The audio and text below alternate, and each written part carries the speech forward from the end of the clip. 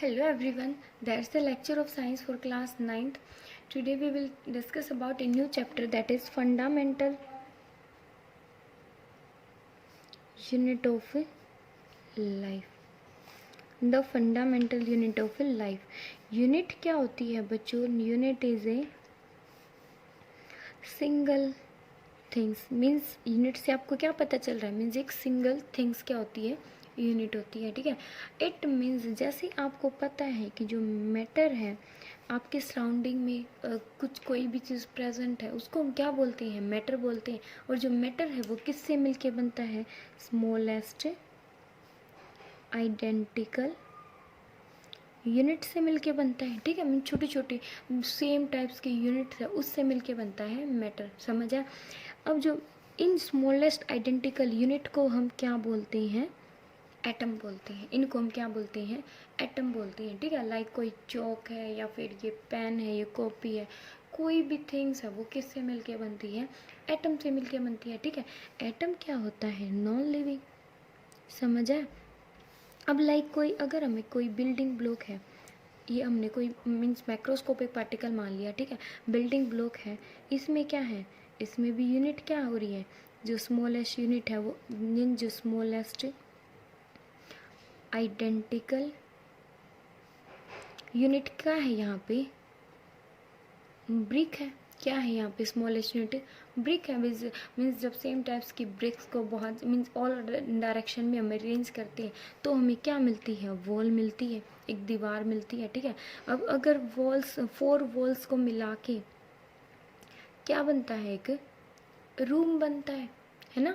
और अगर बहुत सारे रूम्स को या फिर ऐसे अरेंज कर दिया तो फिर ये हमें कोई भी बिल्डिंग है या फिर हाउस है, होम है, ठीक है, वो प्रिपेयर हो जाता है हमारा, समझ आ।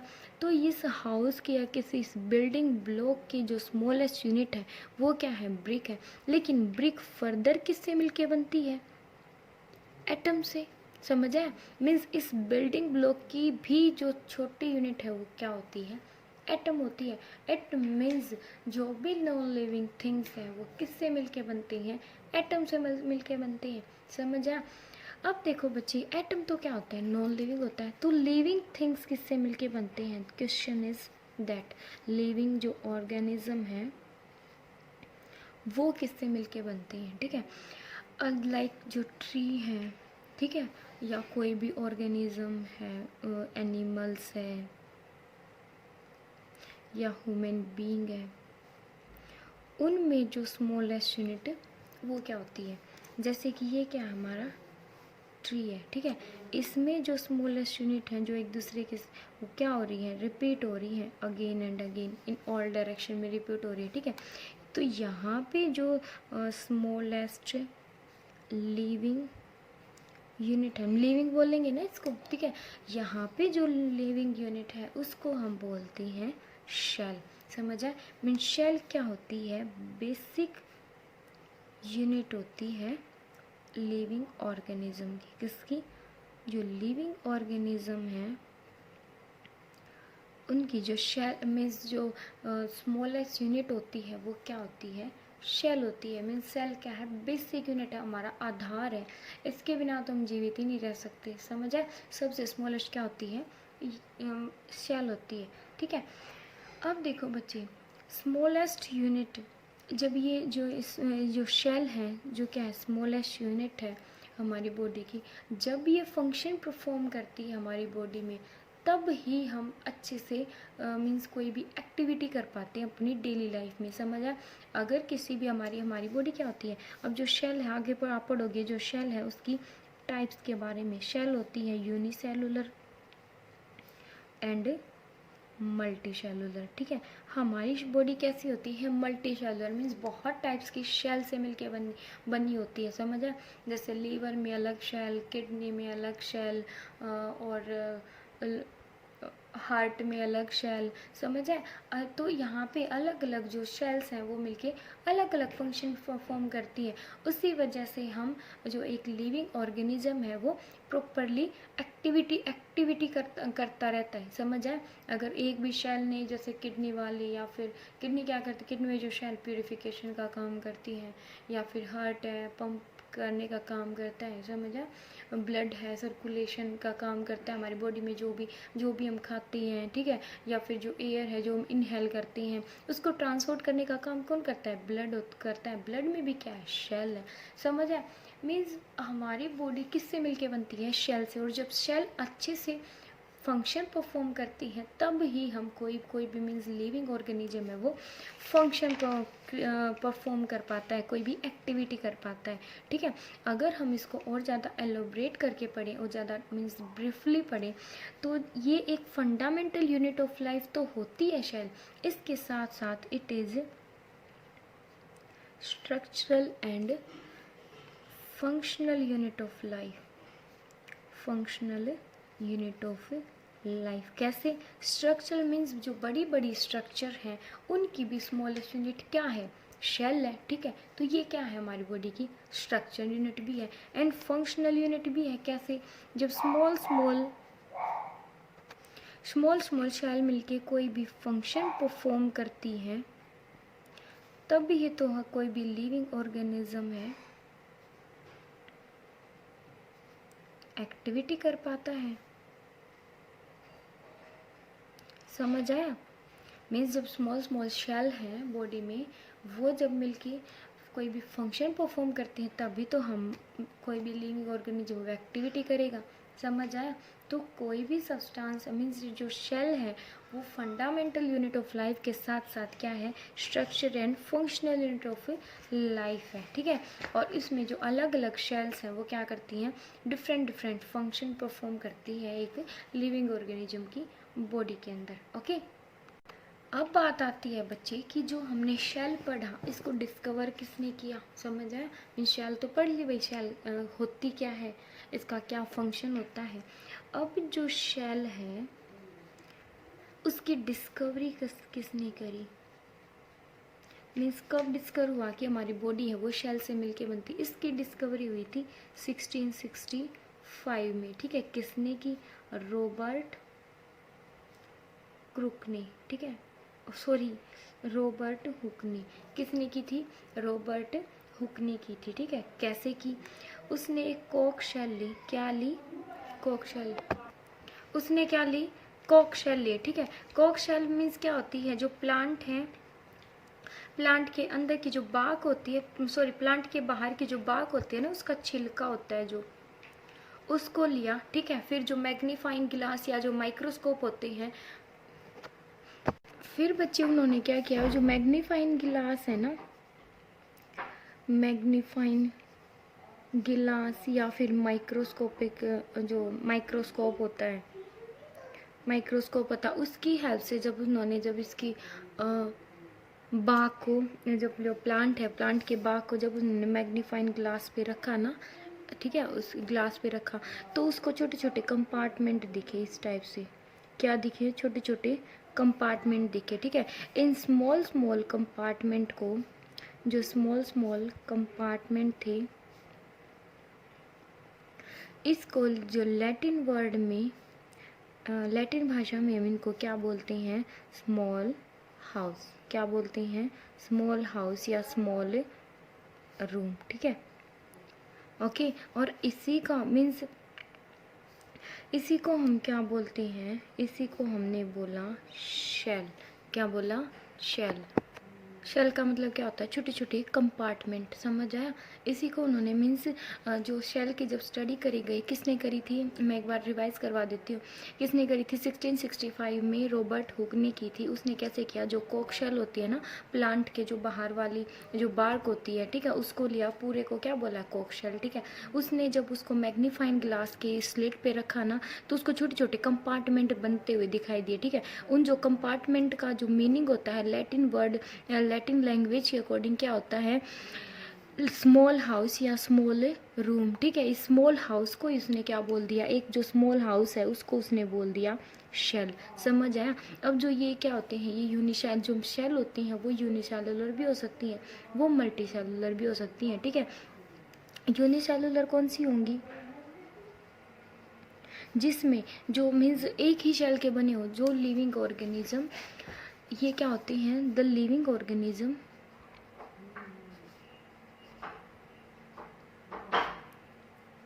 विच आर मेड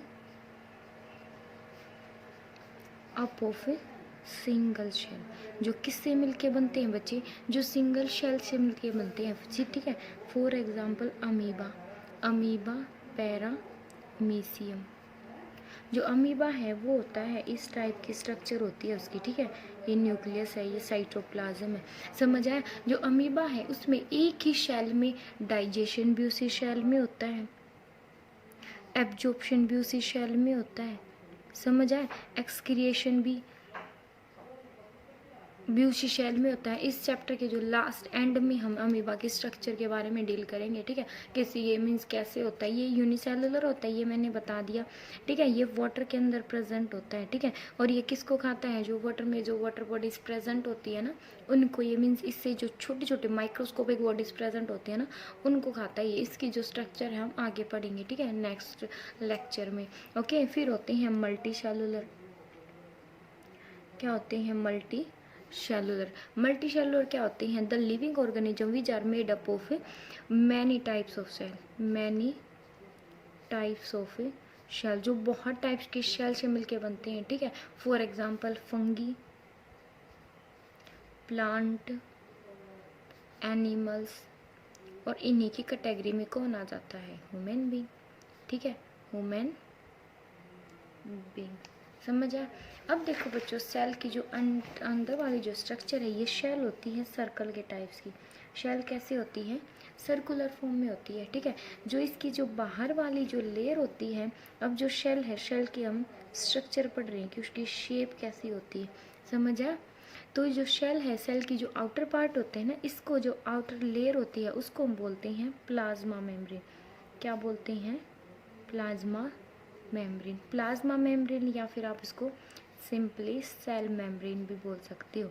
सेल मेम्ब्रेन क्यों, बिकॉज ये जो मीन्स सेल को सराउंडिंग से, सेल को, ये क्या है इसका, सेल के बाहर वाले क्या क्या थिंग्स है, ये सराउंडिंग है। मीन्स प्लाज्मा मेम्ब्रेन या सेल मेम्ब्रेन क्या करती है, सेल को आउटर एनवायरनमेंट से अलग करती है, समझ आया, सेल को आउटर एनवायरनमेंट से अलग करती है। या फिर हम इसको सेमी परमिएबल मेम्ब्रेन भी बोल सकते हैं, सेमी परमिएबल मेम्ब्रेन भी बोल सकते हैं। क्यों, बिकॉज ये सिलेक्टेड चीज़ों को ही अंदर जाने देती है और सिलेक्टेड चीज़ों को ही बाहर आने की परमिशन देती है, उनको अलाउ करती है, समझ आया। जैसे हमारी बॉडी की जो स्किन है, ये क्या है, मेम्ब्रेन ही तो है एक, समझ आया, ये आउटर स्किन, आउटर लेयर है। तो ये क्या करेगी, ये कुछ पर्टिकुलर थिंग्स को ही अंदर एंट्री करने की परमिशन देती है और पर्टिकुलर थिंग्स को ही बाहर आने की परमिशन देती है, समझ आए। तो ये क्या, हम इसको सिलेक्टिव परमिएबल मेम्ब्रेन बोलते हैं, ठीक है। सिलेक्टिव चीज़ों को ही अलाउ करती है ये, ओके। अब बच्चे, जो ये इसके अंदर वाला जो पार्ट होता है उसको हम बोलते हैं साइटोप्लाज्म। इसको हम क्या बोलते हैं, साइटोप्लाज्म बोलते हैं, जिसमें मीन्स ये साइटोप्लाज्म है पूरे के पूरे जो सेल होती है ना उसमें फिल्ड होता है, ठीक है, उसमें भरा हुआ होता है, ठीक है। इसमें क्या होता है, साइटो का मीन्स होता है शेल एंड प्लाज्म का मीन्स होता है जेली लाइक फ्लूइड। क्या होता है, jelly like fluid, means cell में जो फ्लूइड होता है ना, ठीक है, शेल में जो फ्लूइड भरा होता है, लिक्विड फ्लूइड भरा होता है, उसी को हम क्या बोलते हैं, साइटोप्लाज्म बोलते हैं, ठीक है। और जो सबसे मेन इंपॉर्टेंट पार्ट होता है शेल का, वो क्या होता है, न्यूक्लियस। क्या होता है, न्यूक्लियस। न्यूक्लियस में क्या होता है, न्यूक्लियस को हम ब्रेन ऑफ द शेल भी कहते हैं। क्या कहते हैं, ब्रेन ऑफ द शेल भी कहते हैं। ये सबसे इम्पोर्टेंट पार्ट होता है हमारी शेल का, ठीक है। अब देखो बच्चों, इन चीज़ों के अलावा मीन्स शेल मेम्ब्रेन, ये प्लाज्मा है, शेल मेम्ब्रेन, साइटोप्लाज्म, न्यूक्लियस, इसके अलावा कुछ और भी होता है हमारी, जैसे माइटोकॉन्ड्रिया वगैरह, या और भी बहुत सारे थिंग्स प्रेजेंट होते हैं, वैक्यूल्स होते हैं, बहुत सारी थिंग्स प्रेजेंट होती है शेल के अंदर, ठीक है, जिसकी हम आगे स्टडी करेंगे। और इनको हम बोलते हैं शेल ऑर्गेनल्स। ये क्या होते हैं, सेल के ऑर्गेनल्स होते हैं, ठीक है, जिसकी वजह से जो शेल है वो अपना अपना मीन्स ये क्या करेंगे, शेल ऑर्गेनल्स ये कुछ अपना अपना फंक्शन क्रिएट करते हैं, जिसकी वजह से जो शेल है वो फंक्शन परफॉर्म करती है और उसके बाद जो लिविंग ऑर्गेनिज्म है वो एक्टिविटी करते हैं। समझा? शेल के अंदर क्या होते हैं, शेल में जो आउटर लेयर होती है उसको बोलते हैं प्लाज्मा या सेल मेम्ब्रेन, ठीक है, जो उसको आउटर एनवायरनमेंट से अलग करती है शेल को। फिर साइटोप्लाज्म होता है, साइटो का मीन्स होता है शेल, प्लाज्म का मीन्स होता है जेली लाइक फ्लूइड, ठीक है। साइटोप्लाज्म होता है one of the most important part that is nucleus, इसको हम बोलते हैं it is also called brain of the cell, ठीक है। अब इनके अलावा शेल में कुछ ऑर्गेनल्स प्रेजेंट होते हैं, ठीक है, फूड वैक्यूल्स है, माइटोकॉन्ड्रिया है और प्लास्टिड्स वगैरह भी प्रेजेंट होते हैं, ठीक है, बहुत सारी चीज़ें प्रेजेंट होती हैं जिसको हम आगे नेक्स्ट लेक्चर में पढ़ेंगे, ठीक है। तो फिर ये सेल ऑर्गेनल्स क्या करेंगे, ये अपना अपना फंक्शन परफॉर्म करेंगे, जिसकी वजह से शेल अपना फंक्शन परफॉर्म करती है, ठीक है। ये अच्छे से प्रॉपरली वर्क करेंगे तो शेल प्रॉपरली वर्क करेगी, शेल प्रॉपरली वर्क करेगी तो हमारी जो बॉडी है, हम मीन्स डेली लाइफ में जो भी एक्टिविटी करते हैं वो एक्टिविटी हम अच्छे से कर पाएंगे। समझ आया? अब मेन चीज़ क्या बची, जो न्यूक्लियस है वो किससे मिलके बनता है, न्यूक्लियस क्रोमेटिन मटेरियल होता है। न्यूक्लियस में क्या होता है, क्रोमेटिन मटेरियल होता है, ठीक है। अब जब एक सेल डिवाइड होती है ना, जब एक सेल डिवाइड होती है तो उससे पहले जो न्यूक्लियस है वो डिवाइड होता है, ठीक है। न्यूक्लियस को हम बोलते हैं न्यूक्लियस को हम बोलते हैं स्क्लेरोकाइनेसिस। क्या बोलते हैं, स्क्लेरोकाइनेसिस। स्क्लेरो मीन्स होता है न्यूक्लियस एंड स्कैनोसिस मीन्स होता है डिवीजन। जब एक न्यूक्लियस का डिवीजन होता है ना, ठीक है, तो जो क्रोमेटिन मटेरियल है वो किस में ब्रेक हो जाते हैं, क्रोमोजोम्स के अंदर, ठीक है। और जो क्रोमोजोम्स हैं वो वो पता है किस फॉर्म में होते हैं, वो शायद इसकी फॉर्म में होते हैं। किसकी फॉर्म में होते हैं, इस टाइप से होते हैं क्रोमोजोम्स हमारी बॉडी में, ठीक है। क्रोमोजोम्स में होते हैं डीएनए एंड डीएनए के अंदर होते हैं जीन्स। क्या होते हैं, जीन्स होते हैं। डीएनए की स्ट्रक्चर होती है ऐसी, ठीक है। इसमें जो ये यहाँ पे ये डबल हेलिकल स्ट्रक्चर होती है। नेक्स्ट पेज पे करते हैं। डीएनए क्या होता है बच्चे, डीएनए इज इसकी क्या होती है, डबल हेलिकल स्ट्रक्चर होती है और इसकी फुल फॉर्म क्या होती है, डीऑक्सीराइबो। ये एक एक नंबर में बहुत बार आ जाता है, न्यूक्लिक एसिड। ये क्या होती है, इसकी फुल फॉर्म होती है, ठीक है। मीन्स जब एक सेल का डिवीजन होता है, ये हमारा क्या है, ये हमारी क्या है, शेल है और इसके अंदर क्या है, ये न्यूक्लियस है। जब ये शेल डिवाइड होगी ना, जब प्रोड्यूस करेगी या, ठीक है, तो सबसे पहले क्या हो जाएगा, सबसे पहले न्यूक्लियस डिवाइड हो जाएगा, ठीक है। यहाँ पे न्यूक्लियस है वो क्या हो गया, डिवाइड हो गया। पहले न्यूक्लियस मीन्स जो स्क्लेरोकाइनेसिस है वो डिवाइड हो गया, ठीक है। फिर डिवाइड होगा साइटोकाइनेसिस। फिज मीन्स जो साइटो मीन्स क्या होता है, शेल। फिर शेल डिवाइड होएगी, ठीक है। ऐसे इसके बाद क्या हो जाएगा, एक शेल यहाँ पे बन गई, इसका न्यूक्लियस और एक शेल यहाँ पे बन गई। समझ आया? तो जो ये जब रिप्रोडक्शन हुआ तो जो शेल है, एक शेल से दो शेल बनी, ठीक है। दो से अब जो इनका रिप्रोडक्शन होएगा तो मीन्स इनसे फर्दर क्या होती जाएंगी, मल्टी शेल्स बनती जाएंगी। समझ आया? इनसे क्या होगा, मल्टी शेल बनती जाएंगी।